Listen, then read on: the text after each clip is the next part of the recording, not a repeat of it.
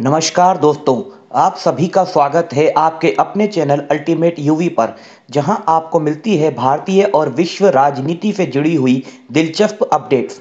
दोस्तों, आज हम बात करने जा रहे हैं भारतीय राजनीति में 2024 चुनाव को लेकर हुए एक महत्वपूर्ण घटनाक्रम के बारे में। तो चलिए शुरू करते हैं। दोस्तों, देश में आज लोकसभा चुनाव नजदीक आता जा रहा है। एक और जीत के अश्वमेध घोड़े पर सवार भारतीय जनता पार्टी और प्रधानमंत्री नरेंद्र मोदी हैं, तो वहीं दूसरी ओर 26-27 मोतियों जैसे बिखरे हुए दलों को माला में पिरोकर बनाया हुआ है इंडिया गठबंधन। लेकिन दोस्तों, इस गठबंधन की माला में एक मोती ऐसा भी है जो कि माला में शामिल होने से पहले ही टूट चुका है। हुआ कुछ यूं कि इंडिया गठबंधन की तमाम कोशिशों के बावजूद भी बहुजन समाज पार्टी प्रमुख और देश की कद्दावर दलित नेता मायावती ने इंडिया गठबंधन में शामिल होने से इनकार कर दिया है। मायावती ने 15 जनवरी को अपने आवास पर हुई प्रेस कॉन्फ्रेंस में आगामी लोकसभा चुनाव में अकेले ही लड़ने का फैसला किया है। मायावती ने प्रेस कॉन्फ्रेंस के दौरान कहा कि वह न तो इंडिया गठबंधन में शामिल होंगी, न ही भाजपा के साथ कोई गठबंधन करेंगी। मायावती का मानना है कि गठबंधन से फायदा कम नुकसान ज्यादा होता है, इसलिए वह 80 लोकसभा सीटों पर अकेले ही चुनाव लड़ना चाहती हैं।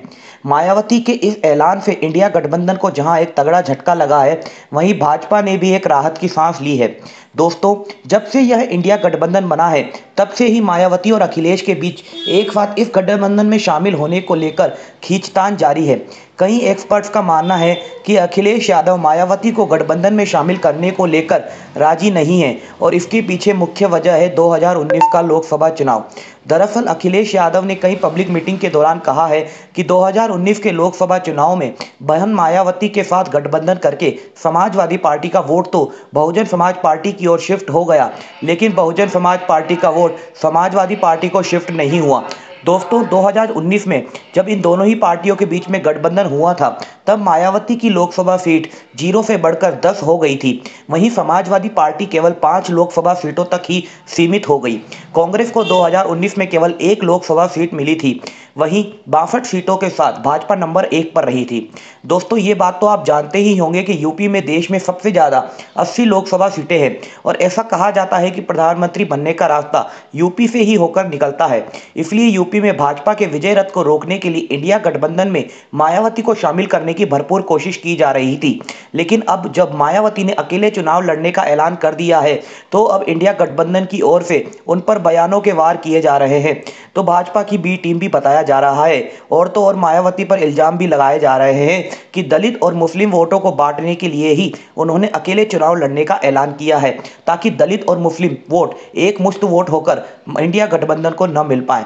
लेकिन दोस्तों, अब हम आपको वह 3 वजह बताने जा रहे हैं जिसकी वजह से मायावती ने अकेले चुनाव लड़ने का फैसला किया है।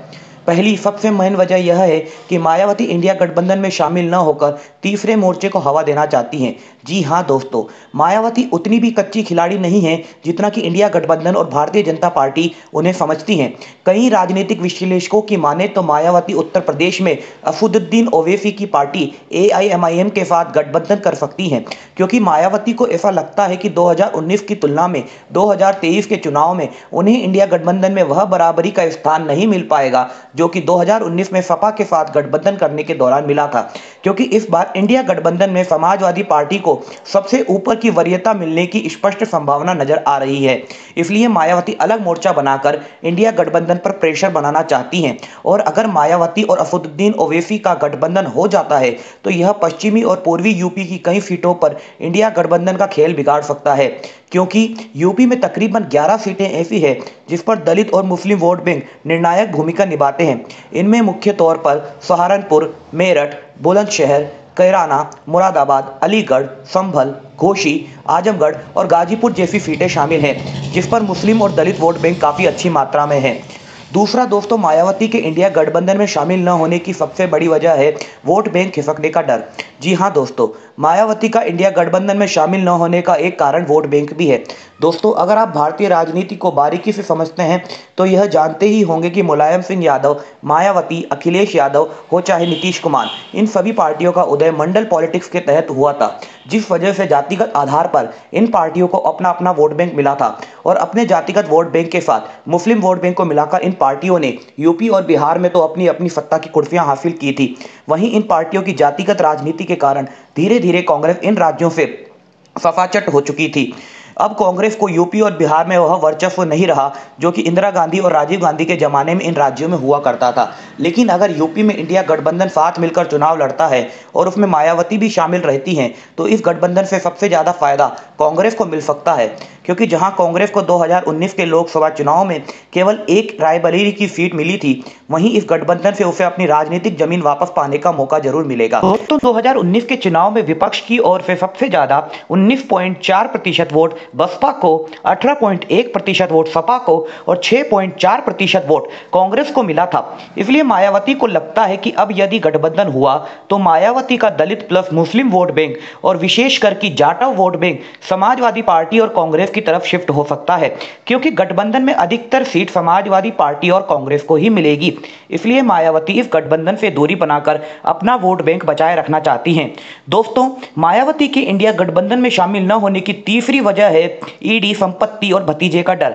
जी हां दोस्तों, जिस तरह देश में ईडी की दनादन कार्रवाइयां चल रही है, तो ईडी नाम की यह बिजली मायावती को अपने सर पर गिरने का भी डर लग रहा है।